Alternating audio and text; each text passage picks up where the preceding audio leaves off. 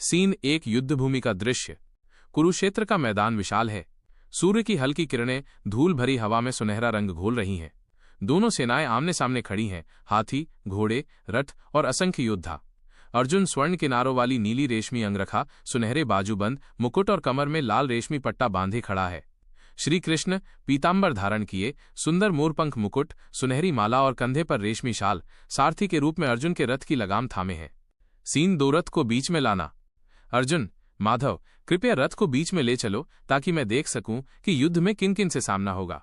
श्री कृष्ण रथ के पहियों से धूल उड़ाते हुए गरुड़ ध्वज वाले रथ को सेनाओं के बीच ले आते हैं। दोनों की पोशाकें सूर्य की रोशनी में चमक रही हैं। स्वर्ण आभूषण हल्की हवा में झिलमिला रहे हैं। सीन 3 मोह का क्षण।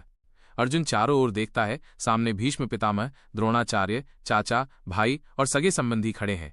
उसका चेहरा उदास हो जाता है, हाथ में गांडीव ढीला पड़ जाता है। वो नीली रेशमी पोशाक में आंखों में आंसू लिए नीचे देख रहा है। श्रीकृष्ण गंभीर भाव से अर्जुन की ओर देखते हैं। उनका पीतांबर हवा में लहराता है। सीन 4 अर्जुन का संवाद।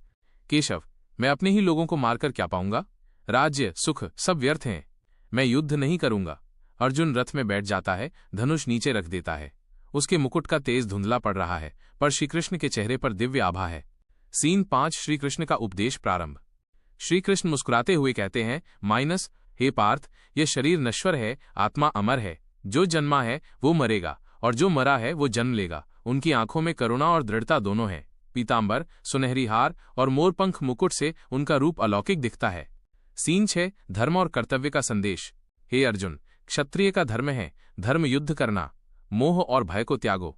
जीतोगे तो राज्य पाओगे, हारोगे तो स्वर्ग मिलेगा। उनकी वाणी गगन में गूंजती है, मानो समय थम गया हो।